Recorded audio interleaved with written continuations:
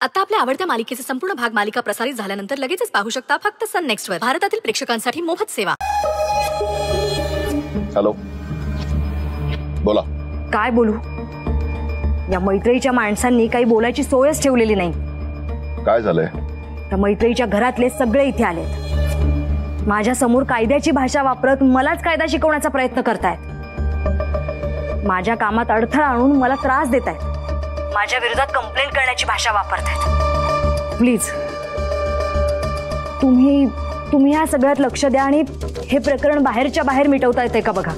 तुम्ही काळजी नका करू, मी बघतो काय करायचंय ते.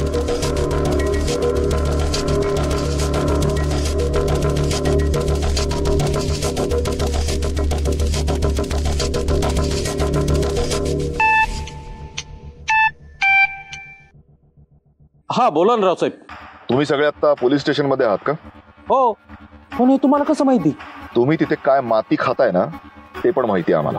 अहो माती नव्हतं खात साहेब. अहो त्या मैत्रीला घरचा डबा खायला मिळावा म्हणून जरा भांडत होतो. त्यालाच माती खाणं म्हणतात.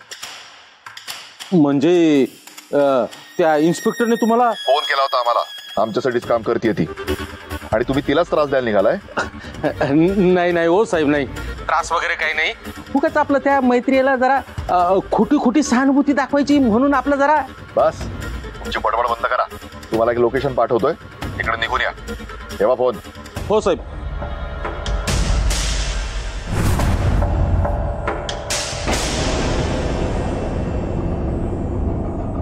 काय झालं का जेवण? हो, मग आता रावसाहेबांनी सांगितल्याप्रमाणे कामाला लागायला हवं. तुम्ही काही बोललात का? नाही, तशी बोलण्याची वेळ आता निघून गेली. आता काहीतरी करून दाखवायची वेळ. म्हणजे मला नाही कळलं. समजेल, लवकरच समजेल. कॉन्स्टेबल, तिला इंट्रोगेशन रूम मध्ये घ्या. कसं तोंड उघडत नाही ना मी बघतेच.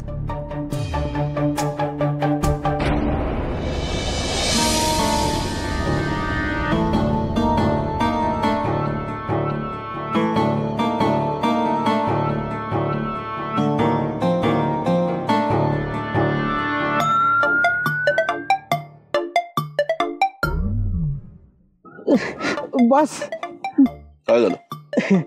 कुठे काय? काहीच नाही. कंटाळायस? कंटाळा जरी आला असला तरी हो म्हणू शकत नाही ना. असं ऍज अ कार्यकर्ता म्हणून मी फक्त केलं तर तुम्ही चणा फेकून मारलात. मी जर म्हणालो की मला कंटाळा आलाय तर कुठच्या कुठे फेकून द्याल नेम नाही सांगता येत. हुशार आहेस. म्हणूनच तर आपण तुमच्या सोबत आहे ना.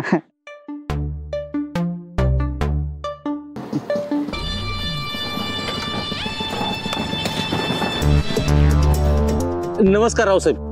तुम्ही आम्हाला एवढ्या तातडीने इथे का बोलवून घेतलंय? तुमचं मैत्रीवरचं प्रेम जरा जास्तीच कुतू चाललंय, म्हणून म्हणलं तुम्हाला भेटावं आणि समोरासमोर बोलावं. कसं आहे ना रावसाहेब, हो मैत्री स्वतः एक आग आहे आणि तिचा आमच्या सगळ्यांवर राग आहे. आणि अशा मैत्रीच्या घरात राहायचं, तिची सगळी संपत्ती ओरफडायची, म्हणजे तिच्या ते काय काय म्हणता का त्याला, गुडबुक मध्ये यायला पाहिजे ना. अहो त्याशिवाय ती तिच्या लॉकरच्या चाव्या देईल का? म्हणून आम्ही आपलं चांगलं बनायचं नाटक करतोय. हे खरं बोलताय ना तुम्ही? खरं? अहो खरं म्हणजे 1001% खरं. हो साहेब, ती मैत्री काय हे तुम्हाला माहित नाहीये. अहो आम्ही तुम्हाला भेटतोय असं तिला थोडं जरी वाटलं ना तर ती काय करील याची तुम्हाला पण कल्पना नाहीये. हो एकाच वेळी तिला सांभाळताना आणि तुम्हाला या असं येऊन भेटताना आम्हाला काय रिस्क घ्यावी लागते ते आमचं आम्हालाच माहिती साहेब. त्यात अजून भर म्हणून यशनी आम्हाला तुमच्यापासून दूर राहायला सांगितलंय.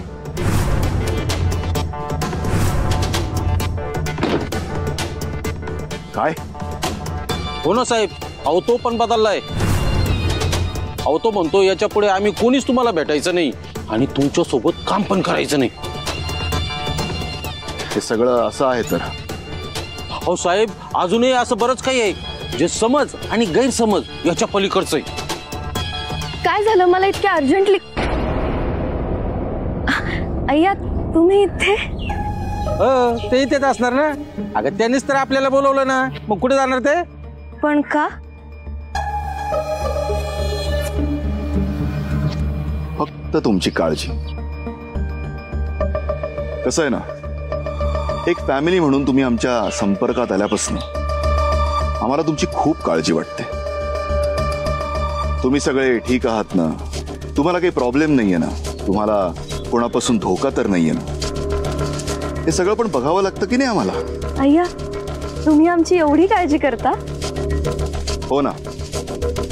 आणि कसं आहे मिस डॉली, ज्यांच्या बरोबर आम्हाला लॉंग टर्म संबंध ठेवायचे असतात ना, त्यांचं जर वागणं बदललं तर त्या बदललेल्या वागण्याचा आम्हाला खूप त्रास होतो. मग त्यातनं समज गैरसमज अशा बऱ्याच गोष्टी होतात. त्याच होऊ नये म्हणून असं आधेमध्ये भेटत राहणं आणि बोलत राहणं खूप गरजेचं आहे. म्हणूनच तुम्हा सगळ्यांना आज इथे बोलवलं. हा सगळा त्याच थिअरीचा एक भाग. मग आता तुमचा गैरसमज नक्की दूर झालाय ना? तुम्ही आलात ना. म्हणजे ज्यांना आम्ही आपलं मानतो ना, त्यापैकी तुमचा मामा आणि आई यांना आम्ही आधीच भेटलोय. त्यांच्याशी बोलून गैरसमज दूर झालाय. फक्त तुम्ही राहिला होता. पण तुम्ही आल्यानंतर तुमच्याशी बोलून तुम्ही पण बदललेल्या नाही आहात हे आमच्या लक्षात आलंय. तुम्हीही आमच्याशी व्यवस्थित कनेक्ट आहात. म्हणजे साहेब तुम्ही हे सगळं आमच्या सगळ्यांबद्दल बोलताय ना? हो हो, सगळ्यांबद्दल बोलतोय. मी पण आता आमच्या सगळ्यांच्या वतीने सांगते, आम्ही तुमच्यासाठी कधीच बदलणार नाही. आणि विनाकारण आम्हाला चांगलं बनण्याची हौसही नाहीये. त्यामुळे आम्ही जसे आहोत उत्तम आहोत आणि सदैव तुमच्या सोबत आहोत. तुमची सोबतच तर हवी आहे.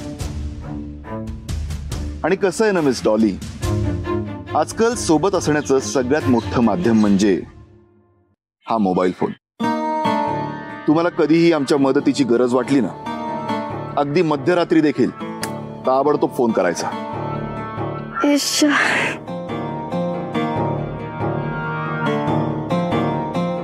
ए तू त्यांच्या बोलण्यावर अशी बावळाटासारखी कारण लाजू राहिली? अगं ते मदतीसाठी फोन करा म्हटले, आणि तेही आपल्या सगळ्यांना. अक्का मला वाटतं आता आपण इथून निघायला पाहिजे. अगदी माझ्या मनातलं बोललास बघ. आधीचे समज गैरसमज सगळे दूर झाले. पण कसं आहे, परत आपल्याला इथं कुणी पाहिलं यांच्याशी बोलताना तर नवीन गैरसमज व्हायचे.